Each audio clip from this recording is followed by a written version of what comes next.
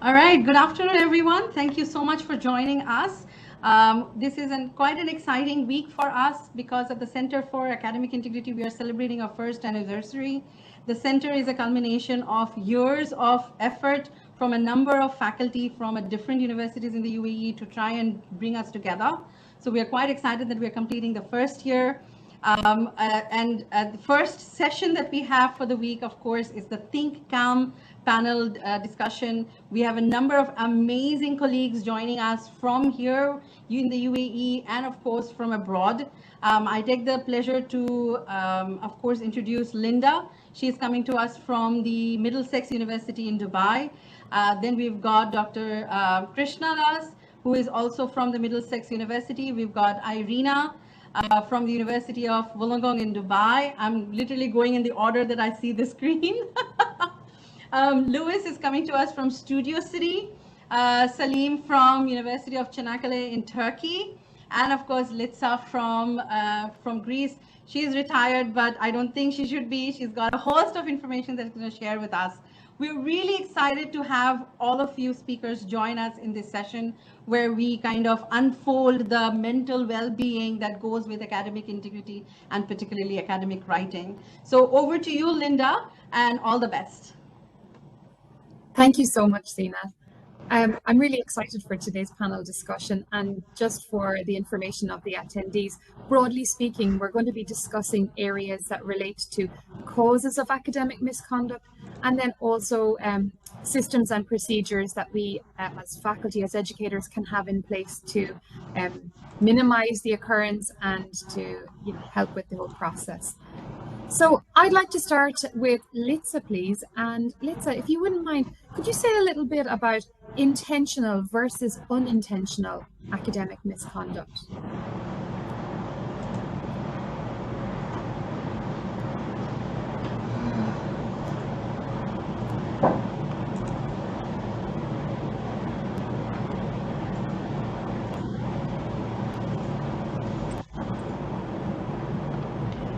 We are not able to hear Litsa. Can you hear me? Yes. Yes. Okay, perfect. Well, first of all, thank you for the invitation, but also happy anniversary to the center because of the extraordinary work that is being done there, and all the efforts that you make continuously, and what a great session to focus on. As far as intentional versus unintentional misconduct is concerned, it goes back into, of course, the definition of academic integrity and how we see academic misconduct as being presumably the opposite. And when I think about intentional versus intentional, on the one hand, I'm thinking about academic integrity for sure, and I'm thinking about how we define it very broadly as a quality of being honest and upholding strong moral principles. But also it's this idea of being whole and undivided. I mean, the root integral. So when we were talking about misconduct, it seems like it's something which is on the other end, and we're thinking about, as educators, how we're imparting knowledge, we're imparting skills, but we're also trying presumably to enforce some kind of ethical code on our students or to our students, and hopefully therefore have them reflect, make positive choices and behavior. But the root of all this goes back to this idea of wholeness. And so in terms of intentional and intentional, what I guess I would offer here at this point early on is what happens if the wholeness is not there? What happens if we're trying to get students to practice and to make decisions about what they're doing in relation to their educational experience, but sometimes maybe the kinds of underlying values that we take for granted, that they somehow may not be there, or perhaps the skills that we assume that they should have are somehow lacking. So what I'm trying to emphasize here is that with academic misconduct, we may, as educators, sometimes easily go into the idea of the lazy or unmotivated student who may just want to take the easiest road through classes and progress. And that is indeed what happens in many instances, but maybe they're not whole yet on some level, and we have to think about how it is that we support them. But there are definitely just as many, and if not more, students that are not functioning under the ideal circumstances that we academics may be assuming. So the sufficient skills or support from family and the surrounding environment, sufficient confidence, maybe even assertiveness in knowing how best to navigate their way in such an environment. So we have to think about what's behind the misconduct. Is there, like, what is the motivator? What are any mitigating circumstances? And we need to consider these differences as we think about how we uphold academic integrity, even through sanctioning with misconduct cases, but also how mental health can interplay, because they are definitely determining factors in how we respond to students. Thanks so much, Litsa. And absolutely, yeah, mental health of students and their well-being is of primary importance. And especially when, you know, we're trying to determine what are the causes of academic misconduct. I'm going to actually hand over to Salim now. Dr. Salim, could you say a little bit about differences that might exist between the expectations of students when they're in high school versus what it's like when they move into the university setting? Is there a mismatch there that needs to be corrected? And if so, how and when do we intervene? Thank you, Linda. And Lisa, thank you for the lovely introduction to the session. Indeed, we'll be talking about here academic integrity, the promotion of academic integrity. And when we say academic integrity, we mainly assume that it is related to academia. I mean, it's related to higher education. And sometimes we may think that we may not need to deal with such issues, the promotion of academic integrity at CAIU 12 level.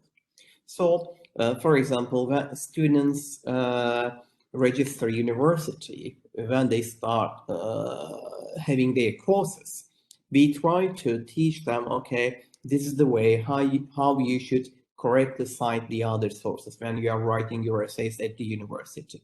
However, let's think about what we do for the promotion of academic integrity before these students come to university at CAIU 12 level. Suppose, for example, a student has a project assignment, and working on the project, the student, the high school student, let's say, for example, finds some information on the internet, copies some sections for the assignment, paste them, simply copying and pasting, in other words, plagiarizing, and then submitting the assignment to the teacher, to the school teacher at CAIU 12 level. What might be the reaction of the teacher at that point? I mean, will the teacher ask the student to revise the paper because it includes plagiarized expressions?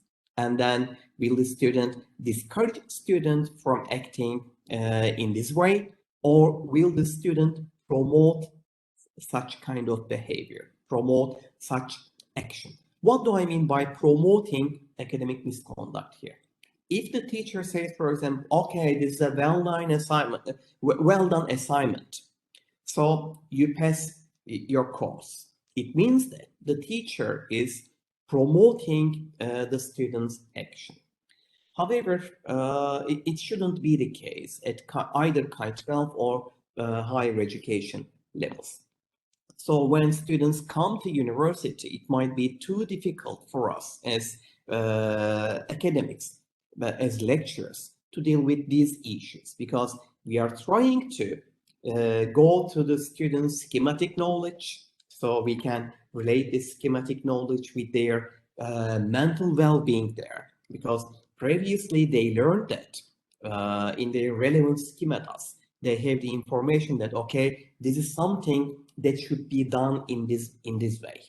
And when they come to university, now we go back and we try to change these codes in their minds. Therefore, the policies, either at CAIU 12 level or at higher education levels, should both be promoting academic integrity. Otherwise, it will be very difficult for us. And of course, such differences among institutions, among different levels of education, might be deteriorating effect on students' mental health.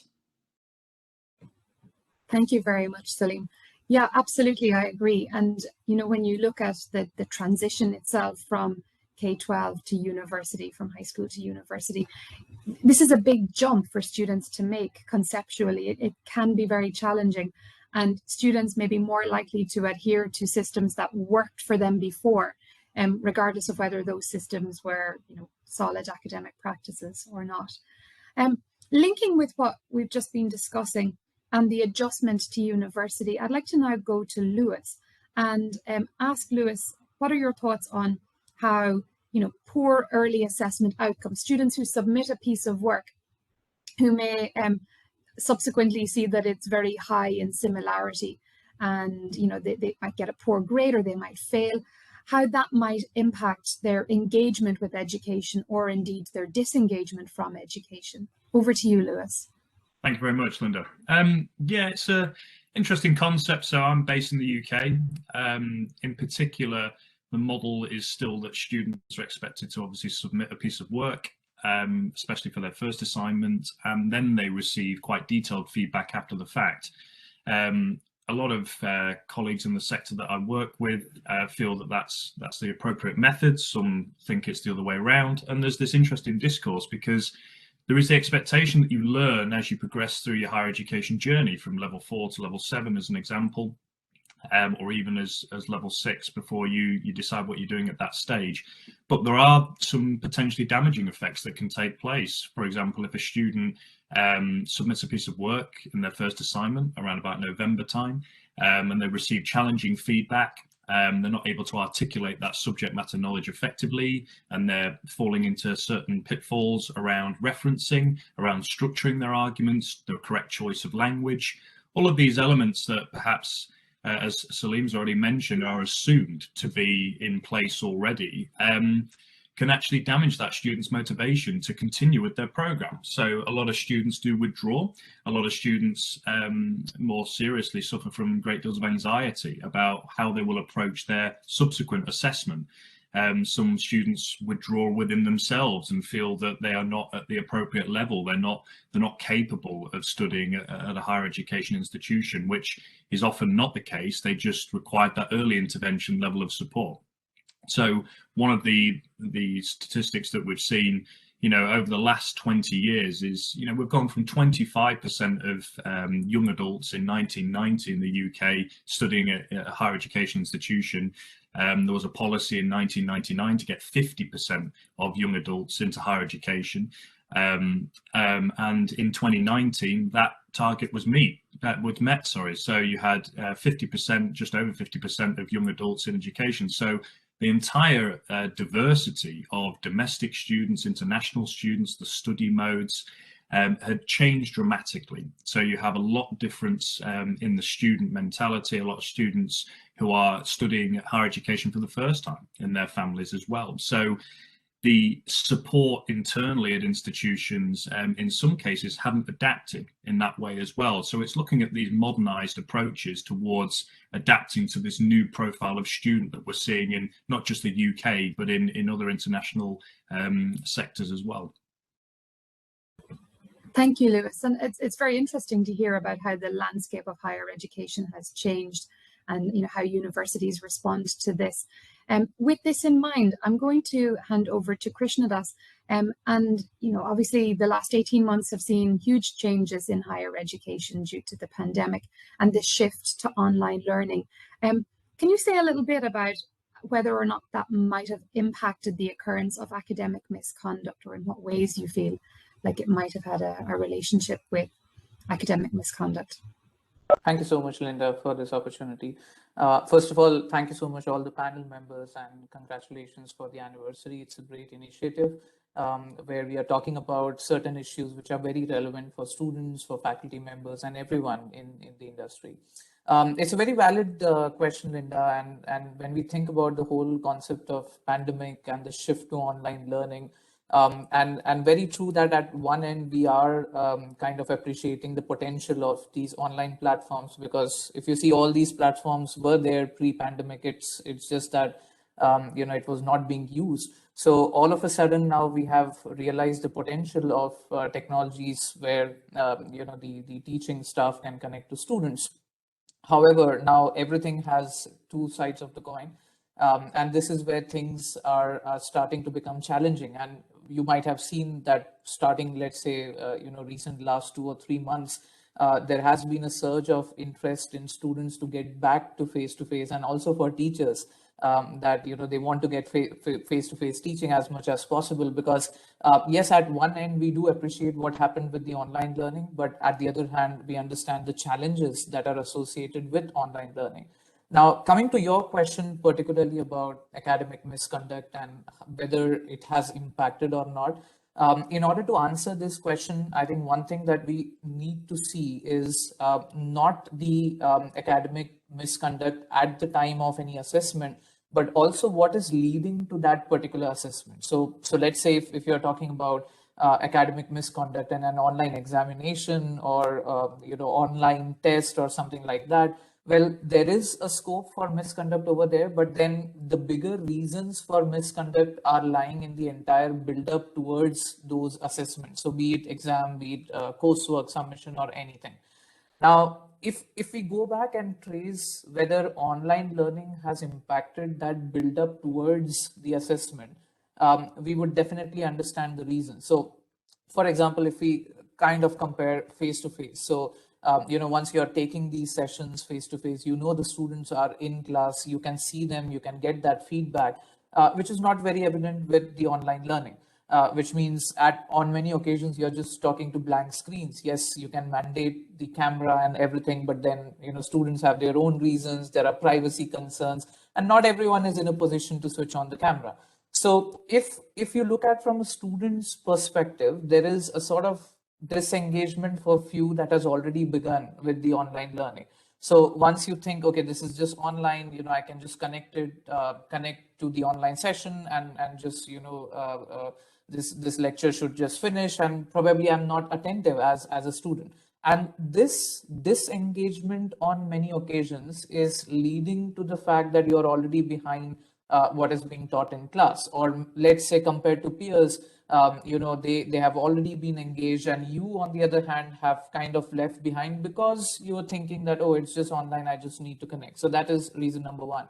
The other thing also is, the ease of connectivity. So sometimes, people say that if you're learning at your own comfort zone, then probably it's a great learning. But some people say, on the other hand, you need to have a proper environment to learn. So it's not like, you're on your couch and there are 1,000 things going nearby. You could just attend a session and learn. So many students have given this feedback that initially they thought that ease of use and ease of connectivity could actually lead to better learning, but it turned out to be the other way. When 1,000 things are going around you, you are at your comfortable environment, there are so many distractions coming in. There are a lot of these reasons for this attention span to reduce. And already if you look at the attention span, there are thousands of things we do multitasking every day. And same is the case with students, with social media and so many things coming in. So if you are in a face-to-face situation, again, you are in a controlled environment where you're kind of reducing the impact of these distractions. But again, in an online situation, those things are not controlled for. So all these things are gradually building towards that phase where one would start thinking of doing some misconduct in the assessment, because it's not the day of the assessment or it's not the final submission where really a misconduct happens. It's the journey that is leading to that particular assessment, and this journey has been impacted if I consider the feedback from the students, and these impacts are slowly kind of translating into the final event of academic misconduct. And this is where, as academic professionals, we start thinking of, okay, so even if you are doing an online session or even if the class is online, what are some of the ways in which you can get those engagement back in? And again, technology is the answer to that. There are a lot of these Mentimeter, Kahoot, polls, etc., etc.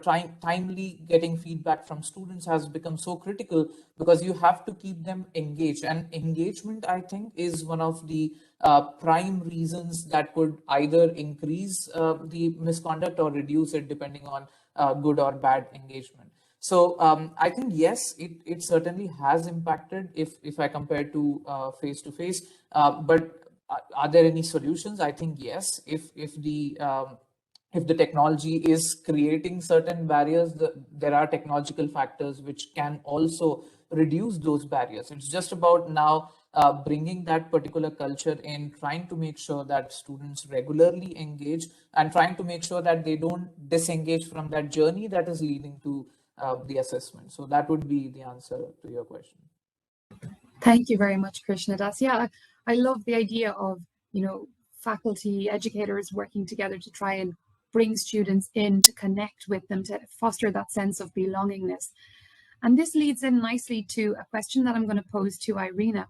And it also follows on from what Lewis was saying earlier, and a greater participation in higher education.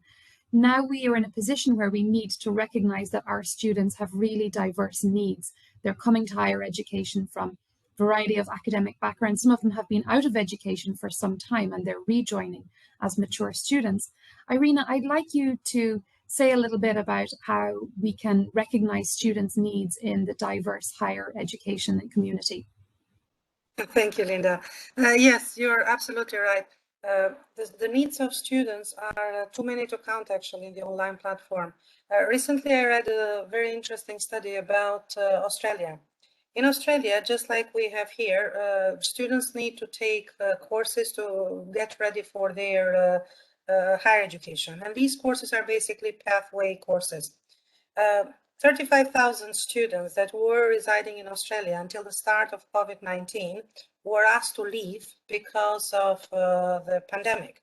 So these 35 students went back to their home countries, and all of a sudden they were disconnected from their lecturers, from their instructors, their social setting, their everything that they basically had so hard tried to form was just taken away.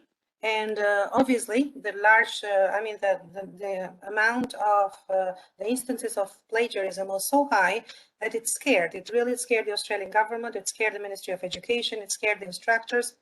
The reason were too many, as I said, but the main reason was that that social awareness, the social setting, which that rapport that is created during sessions face to face, being it understanding the impressions of other people, or the way groups work, or just looking at a student and as an instructor going and asking for, going and facilitating the progression of the work wasn't there. So despite the fact that we have technology, despite the fact that we all, lecturers and instructors of academic writing skills all around the world, we tried our best to utilize any possible tools.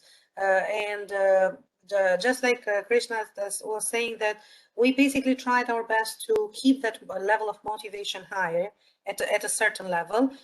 Nevertheless, we were let down because we were let down by many factors. One of them was the sudden change, and then the other thing that added to it was the difficulties of the multilingual students, because like Salim was saying, when you come from middle school to the university, or high school or to university, obviously there are difficulties, but adding to these difficulties the facts of language itself and the facts of these clues that we as human beings understand if we are in a geographical space, those factors were all gone, and students were just left alone in front of a screen, and yes, a lot of times with the cameras off for thousands of reasons. So basically, this ended the outcome of it was an increased number of plagiarism cases, and the only thing that I could add into it is that obviously we still have to understand. We as educators need to explore a lot. We need to maybe not only explore a lot, we need to investigate alongside our students what their needs are. Because a lot of times we as educators think about solutions based on the outcome of the result. we don't necessarily consider the opinion of students. And I think the opinion of students is quite substantial, because if we actually know what the needs of students are, what they're, what they are missing, then obviously it will be easier for us to tackle the issue. When you talk about multicultural and multilingual students, despite the fact that we may teach them about academic integrity, we may teach them about plagiarism, there are grammatical issues, there are vocabulary issues, there are structural issues that have to be understood, and of course, conceptual issues. It's not easy to understand abstract concepts, even if you are in face-to-face classrooms. And leave aside when you are online and when everything that your students see is your smiling face, maybe sometimes in misery, but you're still smiling, trying to make sense of that whole situation. And obviously they're trying to connect with you, bond with you. But how much can they bond? It's a different story for every single student. I mean, a student that is sitting in Nigeria, like was the case of our students, all our students went back home. So a student that is sitting in Nigeria and has many people around, has network issues, is not going to really connect with you, despite the fact that he or she will try so hard, will send emails, will try everything that he or she can. So eventually the outcome of it will be that we as educators need to just keep providing support, and we can't really expect wonders. The online platform has its own flaws, just like face-to-face. I mean, no platform is perfect, but the online platform adds into the multiculturalism and multilingual the aspects which are maybe somehow understood how to be tackled in the face-to-face, while in the online platform they still we still lack understanding. It's not that technological tools are not there. Basically, the Mentimeter could be an absolute wonderful tool to use for interactiveness. But again, when it comes to writing is structure. Writing is 1,000 words that are supposed to be put together. So there is need for that thorough checking, and the thorough checking and the consistent work is something that basically requires time and effort. It's not impossible, but it's just something that needs exploration. And hopefully we wouldn't need to explore anymore under a pandemic, but since it started, we can try to explore as much as we can so we can support our students. Thank you so much, Irina. And in terms of supporting students, this is something that I want to follow up with Salim, because, you know, from a faculty perspective, when we're trying to support our students, and as you said, Irina, you know, in some cases, every student has their own unique set of circumstance, their own unique story. So I'd like to ask Salim how we might reduce the burden, if you will, on faculty who are trying their best to support all their students. And in particular, I want you to share with us a peer formative feedback model that you introduced. Oh, thank you, Linda. Indeed, in this session, we focus on mental health, and specifically the mental health of our students. However, as faculty members, we shouldn't ignore ourselves as well. I mean, we are talking about academic integrity, and academic integrity policies require involvement, contribution from different stakeholders. And if we consider students as our stakeholders here, we should consider ourselves as well.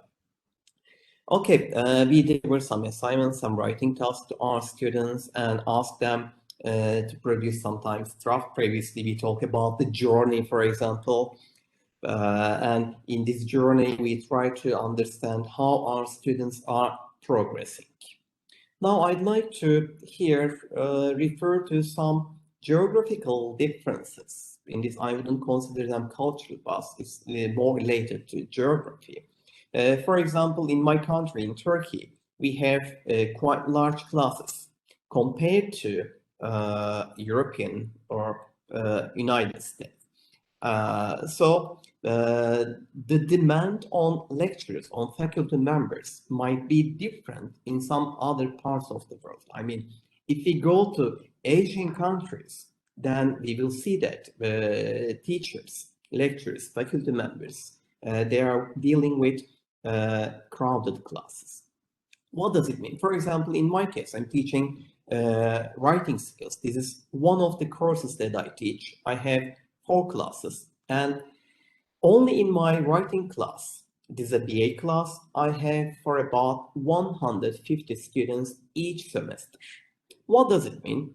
Suppose, for example, this semester I'll be delivering 3 assignments. It means that it makes totally 450 assignments to be evaluated by the lecturer. Okay, I'll be evaluating them, I will be scoring them. However, if I am supposed to be delivering feedback, timely feedback to these assignments, it means that it will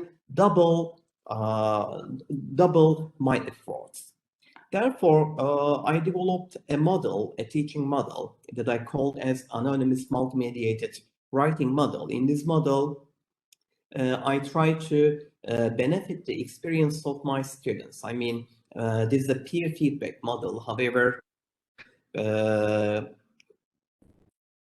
using the peer feedback or asking students to exchange peer feedback might be complicated in the classroom, because if there are students who might be reluctant to criticize their friends, or sometimes some students might be misleading each other. Therefore, in my model, I try to match each student's paper with 3 other peers. Therefore, hearing feedback from the peers, the feedback might be contradictory. So it means that the student author needs to consider the quality of the feedback and then act accordingly. Sometimes rejecting the feedback, sometimes accepting, and then acting accordingly. So in this model, in one way, we try to teach students how to give feedback in a way to promote their writing skills. So this is an opportunity for teaching academic writing skills in a way.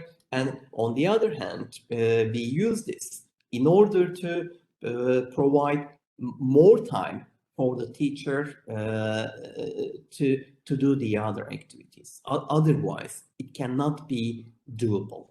Therefore, benefiting from such activities and inviting everyone into the procedure, every stakeholder into the procedure, is quite important. However, to my experience, another important issue when we ask students to do this is our rubric. We need a very well-developed rubric that should be used by the teacher to provide feedback and to score student assignments. However, the rubric should be available for the students' use. I mean, when I ask my students to exchange peer feedback, I give them the rubric. This is the rubric. So there are blah blah items in the rubric. When you are providing feedback, you will be referring to each item in the rubric. So in a way, I'm trying to control how they provide peer feedback. So I believe this is a good contribution for students to help each other to have this feeling, and this is a good contribution, very good contribution to the teacher as well, in order to make the course doable. I hope this helps, Linda. Thank you very much, Salim. Yes, I love it that not only are the students getting feedback on their own work, but they're getting a critical look at the work of others, the formative work of others, and they're looking at the rubric and kind of, you know, mapping it on to what has been submitted. So I think it must enhance their skills in a number of domains. Salim, I know you have a prior engagement, so I'd like to just interject and say thank you so much for your time this afternoon. We really appreciate it. Thank you very much, and sorry for not being able to be here for the rest of the session. I need to attend another session, and thank you for the invitation. And Zinat, congratulations for the anniversary, and looking forward to our cooperation. Bye-bye. Thank you, Salim. I'll shortly be asking a question to Litsa, but just following on from what Salim was discussing, I'd like to hand over to Irina, because I know that you'd like to share something about formative feedback on both writing and language use. Yes, I absolutely appreciate the thoughts of Salim about the feedback, peer feedback. I think that peer feedback is very helpful because of the both reasons that you, Linda, mentioned. Basically, it connects the students with it connects students with their own writing, and obviously it takes them back to the marking criteria. The only concern that I would have in my classes, for example, I teach undergraduate students. And for undergraduate students, marking criteria itself, it's a very confusing tool. And on top of that, we as lecturers try to make it as, basically we try to include all the information that is needed from our perspective. So we look at the content, we look at the vocabulary, we look at reference, we look at language. So to us, this makes sense because this is what we need. Nevertheless, for students, it's confusing. For at least undergraduate students. For postgraduate students, I gather that could be a wonderful procedure.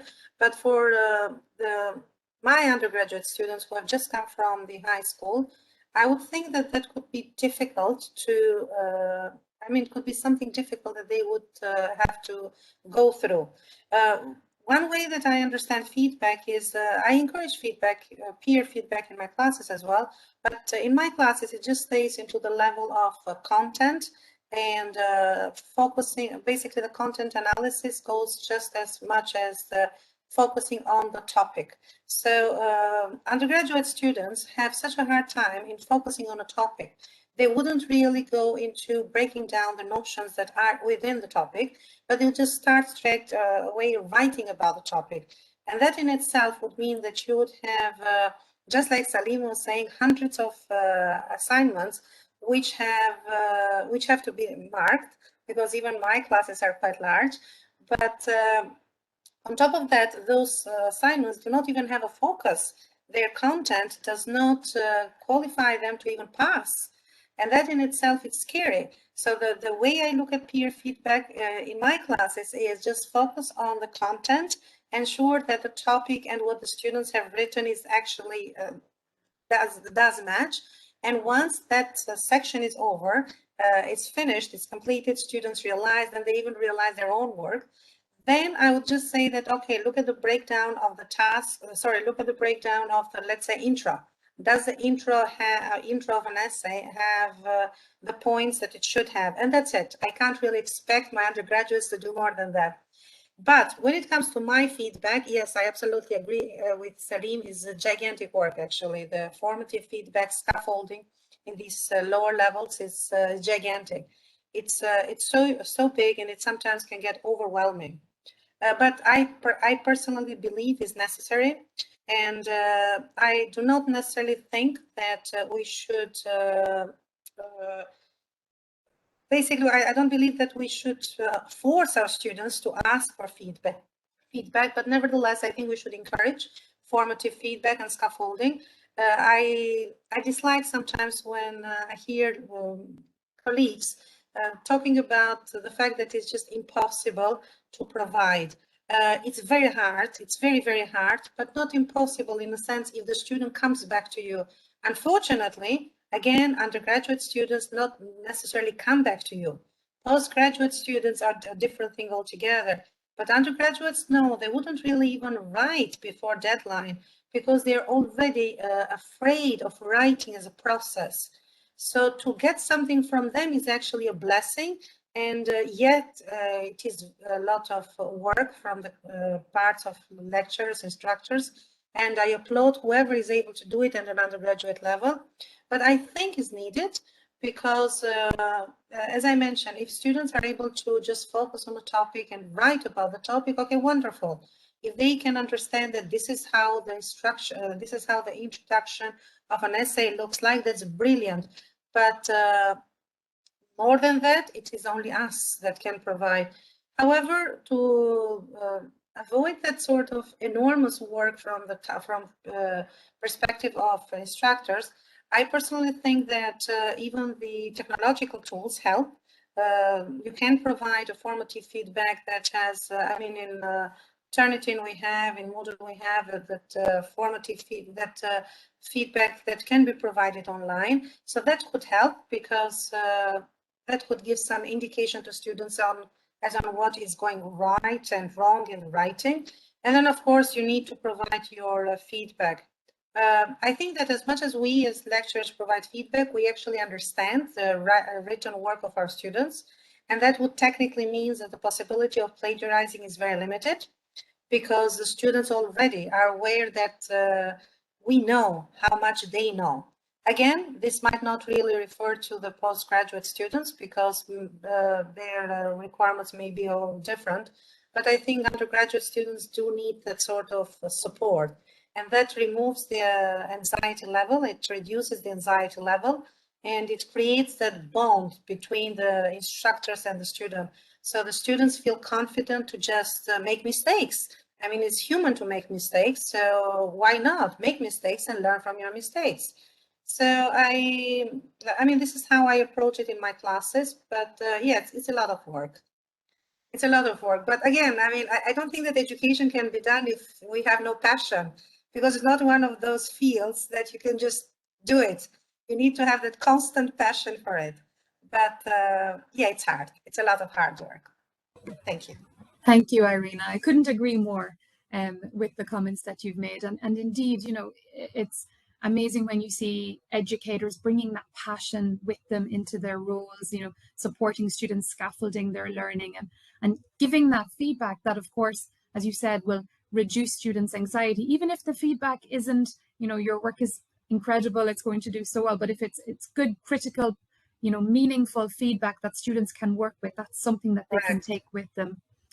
Absolutely. Purposeful feedback. Yes, absolutely. Thank you. Thank you, Irina. Now, Litsa, when we were talking about, you know, faculty and workload, and it can happen that faculty might see a case of suspected academic misconduct, and they might have decisional balance going on where they're deciding, should I report this student or not? If I report the student, okay, number one, that's a lot of paperwork for me. Let's take the practical side of it. And additionally, what's going to happen to the student? If we're, you know, talking today about student mental health, it's understandable that a faculty member who suspects academic misconduct might have some concerns about the impact of reporting this case on the mental well-being of students. I'd like to ask you a little bit about this. On faculty should and do seize that teachable moment, or whether they're, you know, reluctant to report for a variety of reasons. Thank you. Well, there's so much about what Irina said as well that, I mean, she highlighted obviously very, very critical concepts, whether that's the scaffolding and the passion and the different things that we put in place. And I just wanted to share how beyond faculty for over 3 decades and teaching a great deal in the academic writing program to undergraduate students, but all the way from freshmen to seniors. However, beyond that, I also served in my old institution sanctioning committee multiple times and over many years. So I did witness the kind of impact that reporting and sanction can have both to students, but also to faculty. And so the one thing that I would definitely mention that's already kind of been raised is that we know that reporting is low. I mean, there's all the research shows that the amount of misconduct that takes place versus how much reporting takes place, they really don't correlate. And there are multiple reasons. And of course, many of them have been mentioned in terms of the workload, especially for teachers of writing, whether it's the formative work or the summative work, the scaffolding, it's all there. It's all part of it. It also goes back to, though, our faculty members, their own mental health and their own aim for balance with their perceptions of their roles and that balance with that sheer amount of work. But since most of us are instructors in academic writing, and we know how the workload can be overwhelming, the point still lies that we are definitely impacted by what kind of effect can this have on a student if we're reporting them, and also what happens if we perceive some misalignment between punishment and our educational mission. So I'd like to stress something here, which is that we don't take any happiness in reporting. I don't think anyone believes that we want this for our students. We don't want it for ourselves as well, but so when we're reporting a student, we're assuming a lot of the responsibility in relation to what will happen next. And our sense of what is involved in fairness and our assumed perceptions, perhaps about how learning and also how resilience can be developed, well, that presumably is then connected to procedures and systems in place. So most faculty won't use existing institutional systems and procedures because they see them as overly difficult, time consuming, and sometimes impossible. For example, we have the International Day of Action Against Contract Cheating this week, and we know how most faculty don't even want to touch that subject.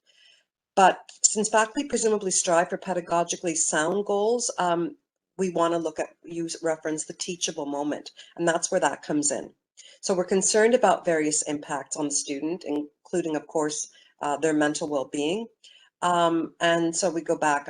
I don't want to look at students who lack skills, because I want to think about the scaffolding. I want to think about our doing our job, and hopefully they're being they're having the motivation to do what they have to do. But it depends on their level, as Lewis said earlier as well, and Salim referred to that as well. So in many cases, I think many of us think students should know better if they've gone through certain courses and certain work. And so they'll prefer maybe the private penalty, and they'll hope that that private penalty in terms of their own decision making as a sanction, that will be the teachable moment. Sometimes we might be worried about what kind of outcome can come from that teachable moment. And unlike the systems in place for reporting, that has to be gone into too, because otherwise maybe every time might be a first time and we don't pass another kind of message. And again, the research tends to show that students see the reporting as the biggest incentive not to take part in academic misconduct, or they maybe are a bit more careful about how they work and the kind of time that they put into working, so that they can avoid that kind of a big penalty. I see it as coming down in many cases to tough love. And so the teachable moment for me, and I've experienced it multiple times in my career, and each time was an absolute eye opener, where you were able then, whether it was in an informal way, using it as a private penalty because you just sense that something within the system might not work properly with that student, or whether you went on to use the particular system and procedures that are in place at the institution, that students can come back even years after and actually thank you because you kind of woke them up. You made them realize something that they were either failing to realize or were delayed in realizing. And so it allows for all kinds of opportunities for growth and, as I said before, resilience building that maybe would come later, or maybe in some cases not come at all. And the only last thing I'd add in terms of maybe the idea of procedures and systems in place is that I think a lot of institutions, and Lewis also, because he comes from the UK system, for example, tariffs are very popular. And so what does it mean for an institution perhaps to try to use a certain way to assess what kind of sanction should be meted out to a student? And so in an effort to be more fair, to be more consistent, some may argue that this kind of one-size-fits-all approach with tariffs was put in place and removed a lot of the individual sense of what should be done and how it should be done. Again, I've witnessed students in cases and hearings as member of the sanctioning committee and as a faculty member for my own students at times. There are all kinds of different reactions, from the most disengaged, continuing to being disengaged, sometimes even trying to manipulate you, the system, etc. But then absolutely distraught students where you know that the mitigating circumstances are such that you should, as an individual, or you should as an institution, allow for some flexibility and provide educational sanctions for sure, and therefore empower those students, try to get them to learn as best as possible from that circumstance. Thank you, Litsa. Incredible to hear that, you know, students have come back years later and almost thanked you for reporting them that this was what they needed at that time and that it changed their academic trajectory. Thank you for that. I'd like to ask, and actually this is kind of woven its way through our discussion this afternoon anyway, but I'd like to ask both Lewis and Krishnadas now if they can share a little bit about how technology can be used to, in some cases, help faculty and students avoid the occurrence of academic misconduct, but in other cases, can be used by students in an effort to engage in academic misconduct. What are your thoughts on that? Krishnadas, I'll go to you first. Thank you, Linda. And this is a very interesting question because many of us kind of look at technology as the ultimate savior that could kind of help the academic misconduct cases and so on. But I always believe that when we look at technology, it's always an enabler. So it's basically something that is used to support your actions that you as a faculty member or administrator are taking in order to reduce the steps for academic misconduct. Because if you look at technology itself as the final decision maker, then it's always the cat and mouse game of okay, who is smarter? So we have all these tools like Turnitin that automatically picks up the plagiarism and so on. And then we have students who are smarter. They understand how Turnitin works and they come up with their own mechanisms. I can share a few. I mean, I was actually surprised by the smartness. I thought if they would apply this smartness on the real assignment, they would actually get more marks. So I had seen cases where the student had inserted invisible characters in the document. So that when you are reading the assignment, you read only the words that you want to, but in between those words there are these hidden words which the Turnitin thinks is one word and does not catch. And if you're reading it, it looks normal until you change the color of the font and make it visible. So this is one way. There are few special characters, for example, that looks like A, but it's actually not A. And they change those randomly, they change those characters so that Turnitin doesn't catch.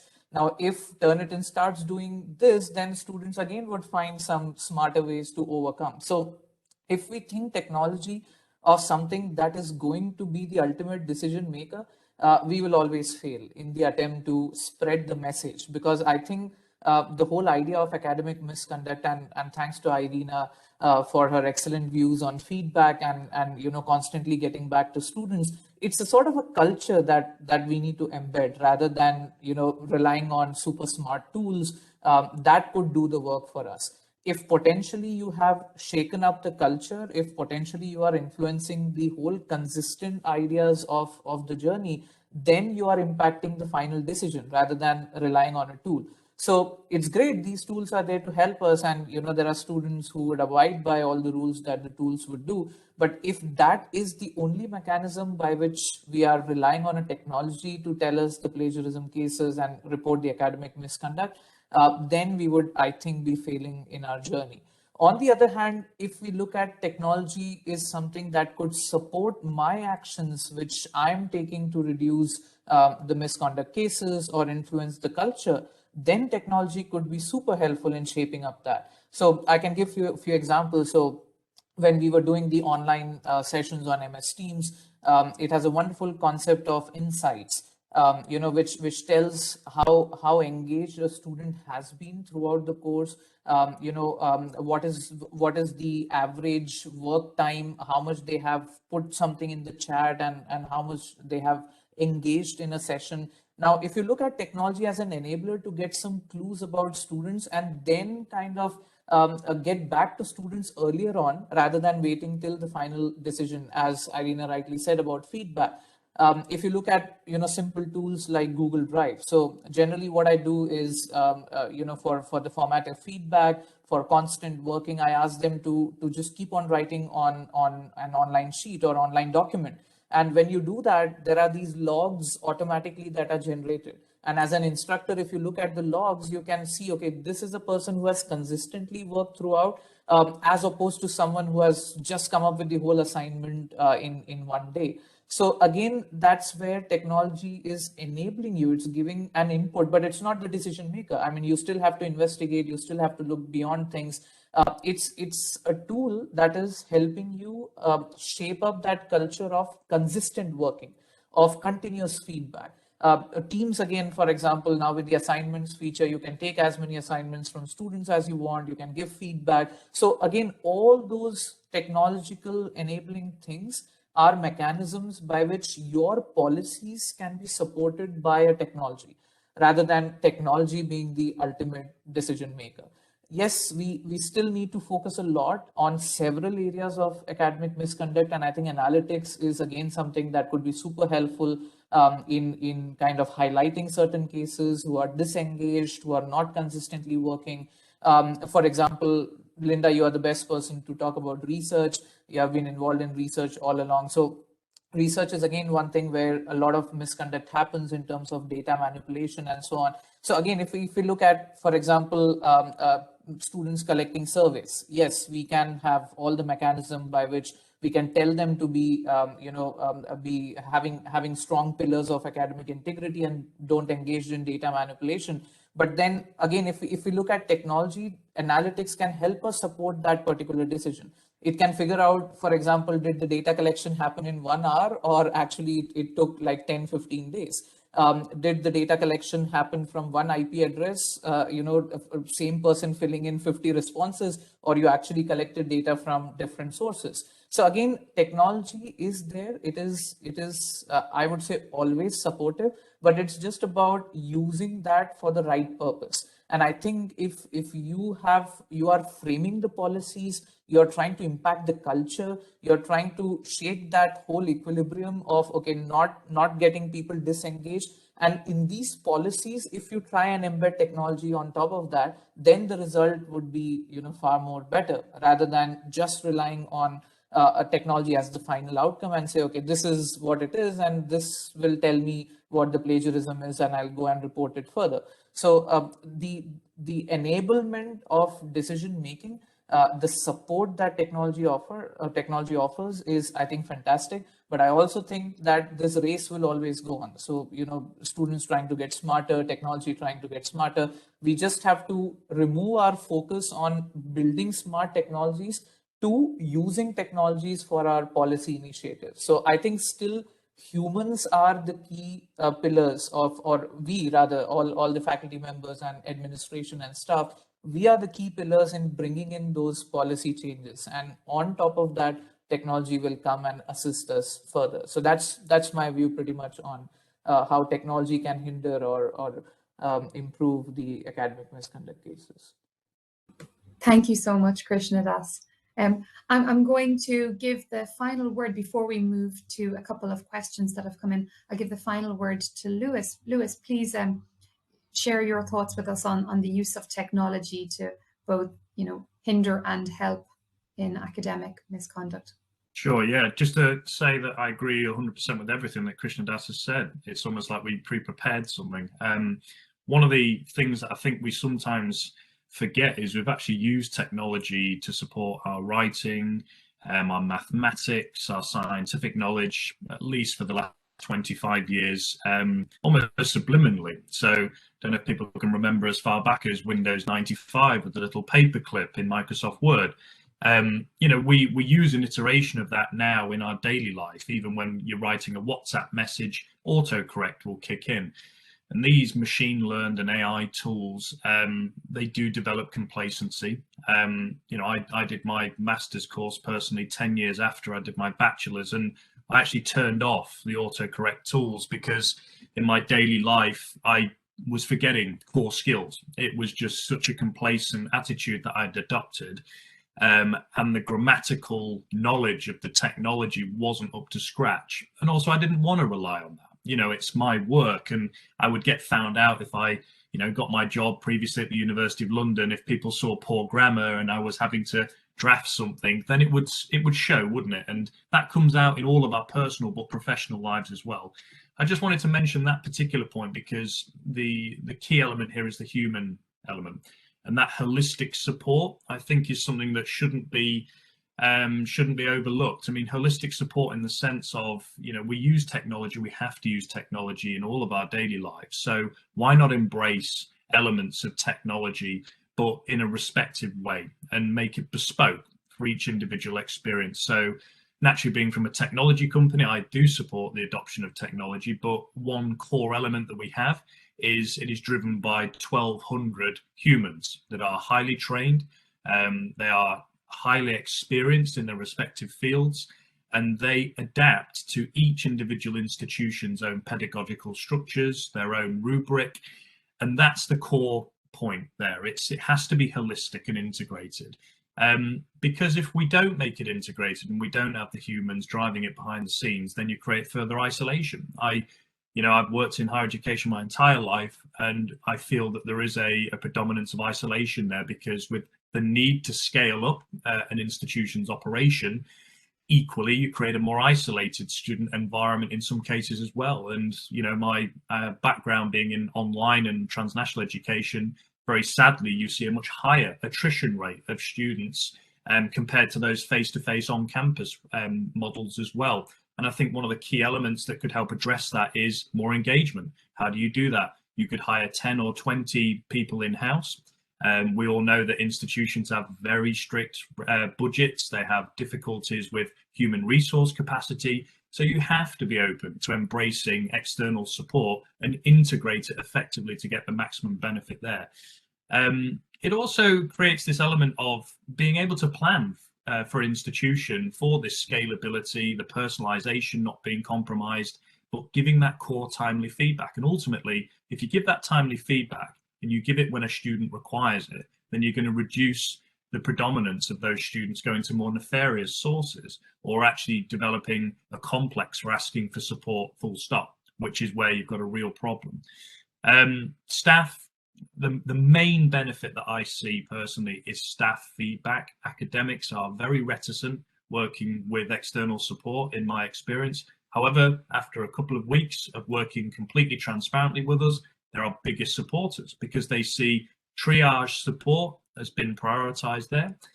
They're able to focus on core responsibilities, whatever they may be, but also they can get a greater insight. Going back to Krishnadas's point there, the technology surfaces a lot of the anecdotal feedback, but it quantifies these things. They make it very easy to start to see these patterns and trends.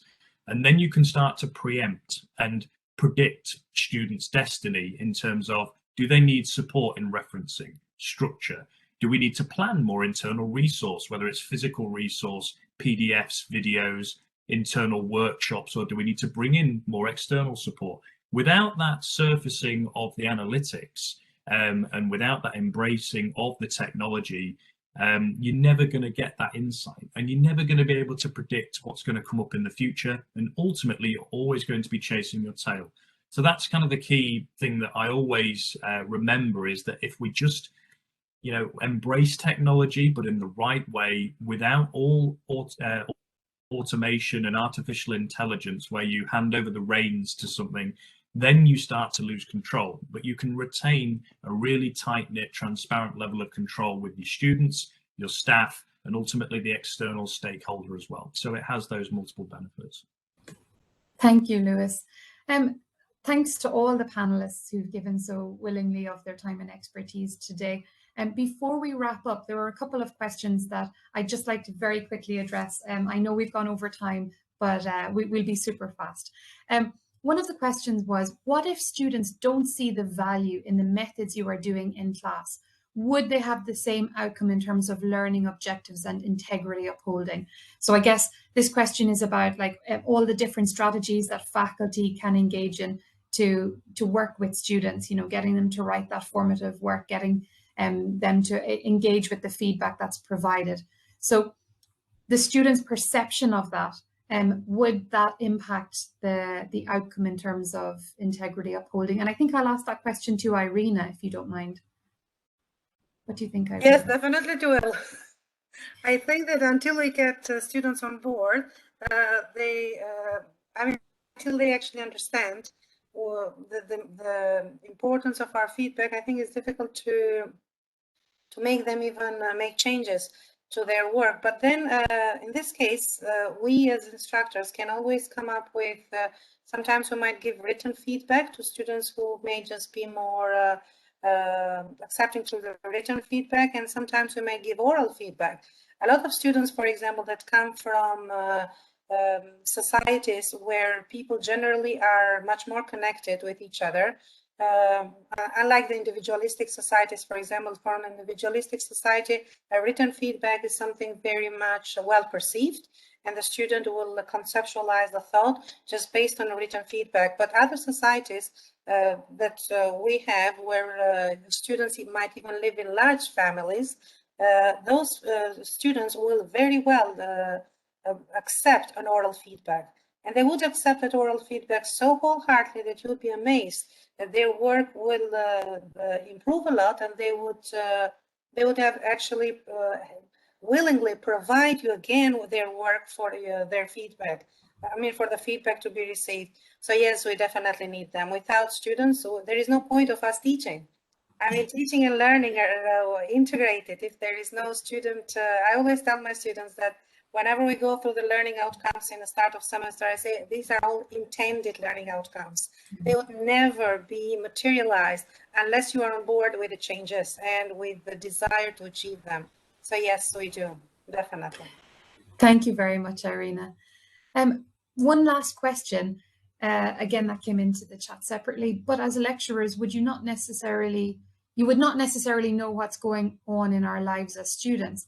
What if that one case is the last straw in my mental health and my mental stress and anxiety? So this comment is in relation to, reporting that student for academic misconduct or suspected academic misconduct, and faculty being fearful of the impact that might have on their mental health. And I believe this question came in at that time. So as lecturers, we might not know, but that might be the final straw. So I'll hand over to you, Litsa, just for your final thoughts on this. It's undoubtedly very difficult, and we heard about a case just a couple of weeks back in England about a student taking very drastic action. The final straw, apparently, or at least the way that the news brought it out, is that there was a report. This is why I went back to say that it's not a happy thing, I mean, to report, but you have to think about all kinds of things and your role, your responsibilities, the bigger picture in terms of the institution, that idea of every time is a first time. If there isn't somehow a report and each individual handles it privately within their office. I think that as instructors, and we go back to the passion that Irina referred to earlier, and for me, a bottom line is caring. And so this has always been a very strong driving force in my teaching, is that if I didn't care about my students, then I had to get out. And I didn't get out recently, by the way, because of that. I got out for other reasons. But if the caring wasn't there, yeah, there was, you couldn't pick up on body language. You couldn't pick up on other signs, in other words, that you should be able to. And that doesn't mean that, of course, that still would be a complete window into that student's life. And it is tragic if things do go to another place, or even as Lewis said, even in terms of retention, like students staying on.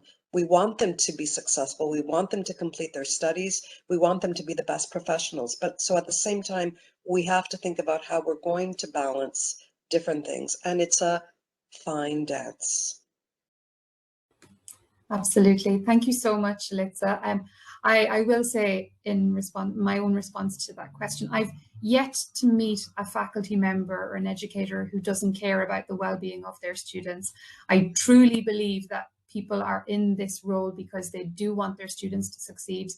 They definitely don't want any academic misconduct to ever occur. They want students to have, a very smooth sailing through higher education. Now, sometimes for various reasons that unfortunately isn't the case, but it is important that we all recognize both the mental health of students and all constituent members of the academic community. I would like to hand over now to Zeenat. Zeenat, thank you so much for the opportunity to host the panel today. I've really enjoyed hearing from Irina, Litsa, from Krishnadas, from Lewis, and from Salim.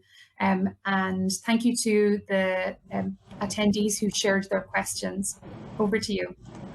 Thank you so much, Linda, for moderating, and thank you, speakers, for really such an amazing, interesting 1 hour that you've just taken us through. I think it's been really awesome listening to you guys and the depth of information that has come across, both I think for students and for practitioners.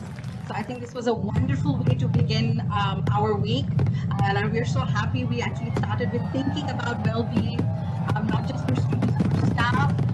So thank you once again. We would also like to take the opportunity to thank our sponsors. The gold sponsors were Original and Studio City, and of course our bronze sponsor was Turnitin. Our host campus was University of Wollongong in Dubai. The associate member is Gulf Medical University. So we're really thankful to everybody for supporting us this whole year, especially this week, and for all the events. Thank you so much, everyone.